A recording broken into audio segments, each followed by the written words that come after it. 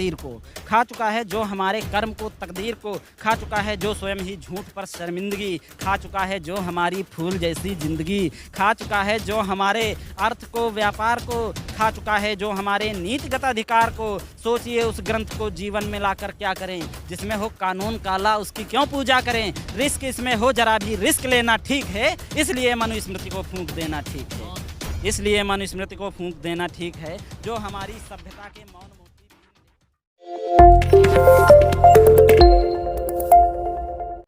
समाज का दर्द है। पवन तारा की कविताओं में समाज की हालत है, समाज की जो गुर्बत भरी जिंदगी रही है, वो कहीं ना कहीं लगती है कि वो उसको कहीं ना कहीं अपनी कलम के माध्यम से, अपनी रचना के माध्यम से उकेरने की कोशिश जो है वो कर रहे हैं। तो और कोई एक रचना जो हमारे दर्शकों को आप सुनाएं। जी हाँ, आपने सर इतना बड़ा सा प्लेटफॉर्म दिया है और आप कहेंगे तो ज़रूर आपका आदेश हमारी सराखों पर है। मैं एक कविता पढ़ता हूँ जो अभी वायरल हुई थी, उसको मैं एक बार पढ़ देता हूँ।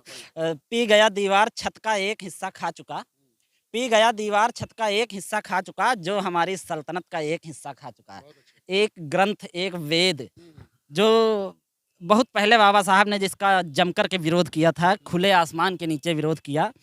पी गया दीवार छत का एक हिस्सा खा चुका, जो हमारी सल्तनत का एक हिस्सा खा चुका है जो हमारी कीमती पहचान को, खा चुका है जो हमारे मान को सम्मान को, खा चुका है जो हमारी कीमती तस्वीर को, खा चुका है जो हमारे कर्म को तकदीर को, खा चुका है जो हमारे कर्म को तकदीर को, खा चुका है जो स्वयं ही झूठ पर शर्मिंदगी, खा चुका है जो हमारी फूल जैसी जिंदगी, खा चुका है जो हमारे अर्थ को व्यापार को, खा चुका है जो हमारे नीतिगत अधिकार को। सोचिए उस ग्रंथ को जीवन में लाकर क्या करें, जिसमें हो कानून काला उसकी क्यों पूजा करें। रिस्क इसमें हो जरा भी रिस्क लेना ठीक है, इसलिए मनुस्मृति को फूंक देना ठीक है, इसलिए मनुस्मृति को फूंक देना ठीक है, जो हमारी सभ्यता के मौन मोती बीन ले, जो हमारी सभ्यता के मौन मोती बीन ले, जो हमारी कौम के कपड़े तलक भी छीन ले, जो दिखाए एक पन्ना लाल जख्म घाव का, जो दिखाए एक पन्ना जाति भेदभाव का, जो कहे कि शूद्रों करना गुलामी ठान लो, जो कहे बस ब्राह्मण विद्वान है ये मान लो,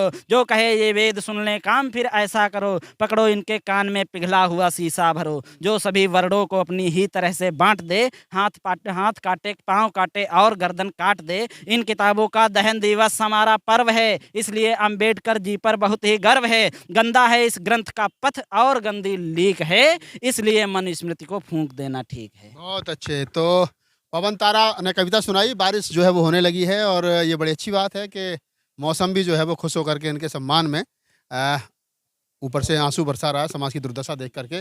पवन के लिए हमारा स्नेह है और हमारा छोटा भाई है, ये बड़ी अच्छी कविताएं लिखता है। मैं लखीमपुर खीरी आया था तो सोचा इससे बात की जाए। बहुत जल्दी हम किसी कवि सम्मेलन में इसको लेकर के मिलेंगे अच्छे से प्लेटफॉर्म पे एक पे।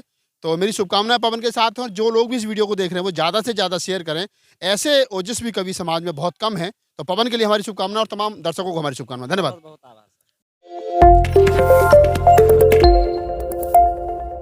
लखीमपुर खीरी आए थे तो सोचा कि उस कवि से भी मिलते चलें जिसकी कविता हमारे फेसबुक पेज पर तमाम साथियों ने बहुत ज़्यादा सराही। मनुस्मृति को लेकर के जो कविता पढ़ी थी, और वो उस कविता के रचनाकार, उस कविता को पढ़ने वाले कवि पवन तारा हमारे साथ हैं और इनसे हम लोग बातचीत करेंगे। पवन, स्वागत है आपका। पहले ये बताइए आप कहाँ के रहने वाले हैं? जी सर, बहुत बहुत आभार आपका। आप जो इतना स्नेह करते हैं हमको, ये मेरे लिए बड़े सौभाग्य की बात है कि एक बहुजन समाज की बड़ी आवाज़ और एक बहुत बड़ा न्यूज़ चैनल एक ऐसे प्लेटफॉर्म पर आप जगह देते हैं, उसके लिए आपका बहुत बहुत आभार, जिसके माध्यम से मैं काफ़ी ज़्यादा दूर तक पहुंचता हूं। एक कविता आपने अपने पेज से वो डाला था, एक वीडियो आपने, तो वो लगभग 3 लाख लोगों ने देखा उसको, बहुत ज़्यादा देखी गई। इसके लिए आपका बहुत बहुत आभार सर, आपको इतना चलो स्नेह देने के लिए। धन्यवाद उसके लिए। तो मैं कह रहा हूँ कि कविता लिखने का शौक कहाँ से हुआ? परिवार में कोई लिखता था, कैसे क्या? जी, मैं ये तो कि जो है कविता लिखने का शौक ये मुझे बचपन से, लगभग कक्षा 9 या 10 में जब पढ़ता था, तो एक अंदर से ये भाव उठता था कि इसको जो है कागज़ पे उकेर दिया जाए, लिख दिया जाए। वो चीज़ें अंदर से आती रहती थी। फिर बाद में ऐसा माहौल आया कि सन 2013-14 में उधर जो है बीएससी की पढ़ाई कर रहा था, तो उसमें एक मेरे साथी थे, 1-2 लोग, और पढ़ने का शौक बढ़ गया। साहित्य को पढ़ने की जो ललक बढ़ी, उसके माध्यम से मुझे लिखने की प्रेरणा मिली, और सबसे ज़्यादा प्रेरणा मिली जब 13-14 में आपको एक मेरा दोस्त है राहुल सोनी, तो उसने जो है आपसे मुझे मिलवाया। जब मैंने आपको ढूँढना शुरू किया, देखना शुरू किया, तो आपको हमने सुना, काफ़ी दिनों तक सुना मैंने और फिर मुझे लगा कि यार लिखते हैं तो मैं जैसे जो है आप लिख रहे हैं अपने समाज के लिए, तो अगर इस लेखनी को अपने समाज के लिए अगर इसका कोई योगदान दे सकते हैं हम अपनी लेखनी से, तो वो मैं क्यों ना दूँ? और इससे पहले भी हमारे अदम गोंडवी जैसे साहित्यकार हुए, तो वो उन्होंने भी जो है इस समाज के लिए लिखा। तो वही जो है वहाँ से प्रेरणा मिलती है। बाकी आपको देख कर के मुझे बहुत हौसला मिलता है, आपको सुनकर और पढ़कर बहुत हौसला मिलता चलिए है। हमारे दर्शकों को क्या सुनाना चाहोगे? कोई कविता, कोई रचना? मैं अभी जो है अपना फ़ेसबुक पेज से 1-2 वीडियो डालता रहता हूँ। मैं एक कविता पढ़ता हूँ कि जो है जो हमारी पुरानी पहले इससे की जो स्थिति थी हमारे समाज की, और उस समाज अब तो ख़ैर जो है काफ़ी ज़्यादा संघर्ष कर चुका है समाज। तो मैं उस एक कविता पढ़ता हूँ कि क्या स्थिति थी कि कई कई युगों से ज़हरीली है दीन बेचारों की हालत। कई युगों से ज़हरीली है दीन बेचारों की हालत, धोबी, पासी, कुर्मी, भंगी और चमारों की हालत। कई युगों से ज़हरीली है दीन बेचारों की हालत, धोबी, पासी, कुर्मी, भंगी और चमारों की हालत, जिनको मंदिर की चौखट से ही दुत्कारा जाता है।